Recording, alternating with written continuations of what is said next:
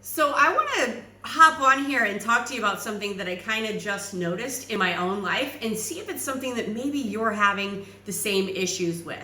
So this is more for my people who are like me, who had herniated discs or have had a recent surgery, thing along that line, okay? This does apply to anyone, but I think people who have an injury kind of feel a different level of pain, and that's kind of where I want to go with this and what I want you to really think about. So backtracking, I had a herniated disc between L5 and S1, caused excruciating pain for me, starting to lose strength in my right leg and muscle coordination. So it ended up I had to have surgery last July. At the very end of the month, I had surgery. And the next, later on that day, I'm up and walking around again. Things feel great. It was a microdiscectomy, in case you're wondering what surgery I had. So everything was great. I was out of the hospital the next day, back on a plane to Italy 3 days later. So it was amazing how quickly my body healed, how the pain just went away right after I had the surgery. Things were great. I didn't have, I took that time to recover and I didn't have any issues. Well, up into maybe, I think it was about a month ago. I can't remember the exact time frame. I have it written down, but during that time, I was redoing my website. So I was spending a lot of time up late working on the computer and long hours at night, because that was the only time I could get it done. Is once the kids went to sleep, I would just start going to work, and it would be hours that I was sitting there on the computer redoing the entire website. And for I think 4 out of the 5 or 6 days that I was really doing it, my low back started to kill me again in the same exact spot on the right side that it was hurting when I first started to have the issues back in September the year prior. So I got really scared. I didn't talk about it because I was terrified. I realize now I should have probably said something, but I didn't talk about it. This is the first time I'm actually even mentioning it. So once my sleep got better again, I was done with that part of my website, got everything taken care of, sleep got better, and no more pain, right?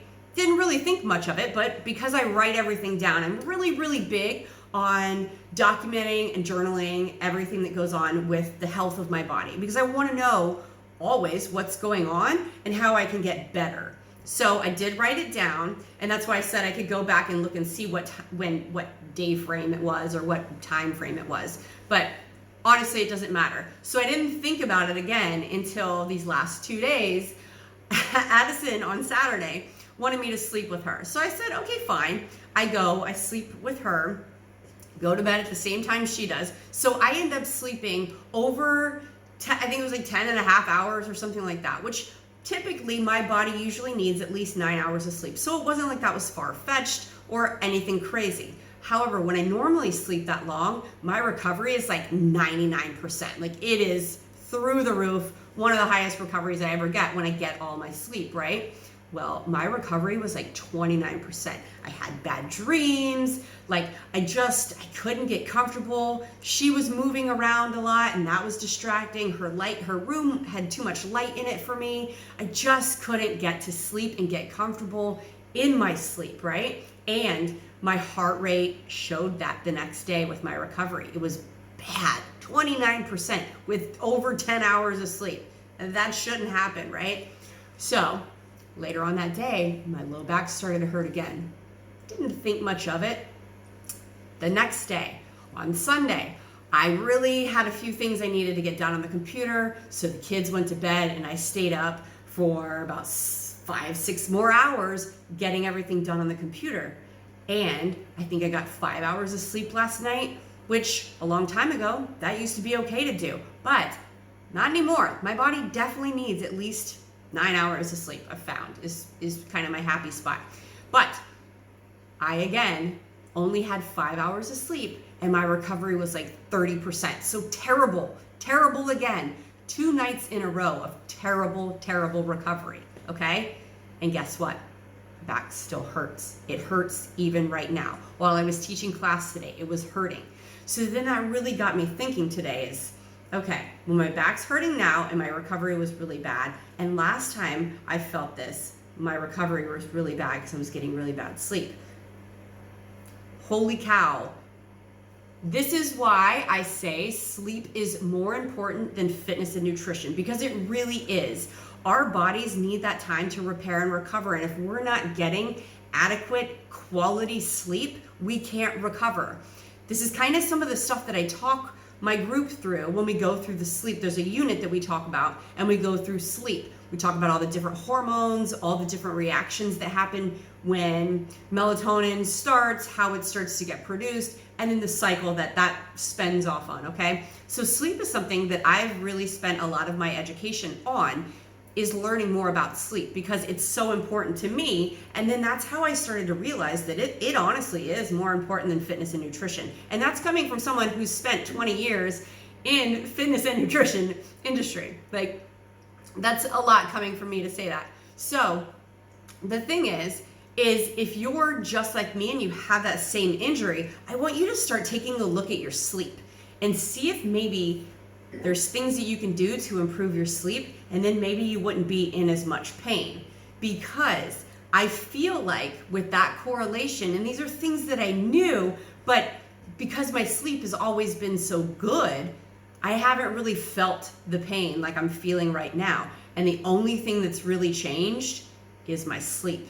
So I really, really want you to take a look at that. If you do have herniated discs or any type of injury or pain, or recovering from a surgery or anything like that, take a look at the quality of your sleep.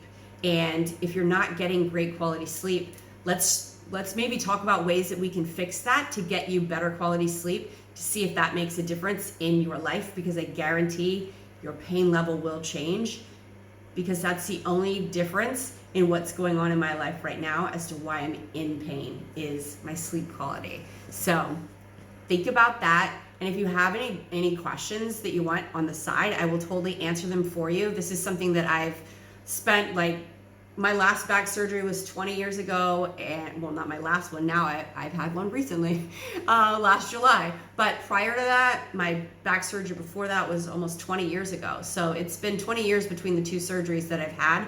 And from that first one is when I started to really start to take care of myself. And this last surgery was totally different. Totally different. So that's what I've kind of dedicated, is helping people with the same type of injuries that I've had get through that mentally, physically, emotionally, all the things that kind of go along with having herniated disc, ruptured disc, and trying to get back into life in general. Okay, so if that is you, if this video speaks to you and you're kind of feeling like maybe your sleep needs some help, I would love to help you out. So just message me and we can get started on that. If you enjoyed this video, maybe it was thought-provoking to you, you want to see more content like this, let me know down in the comments below, and I will totally make more videos like this, because that's what I want to do, is help the people who are just like me, going through the same stuff that I went through. If I can help you not have to go through all of the stuff that I went through, I just want to make your life a little bit easier, because it's tough, man, and I feel you.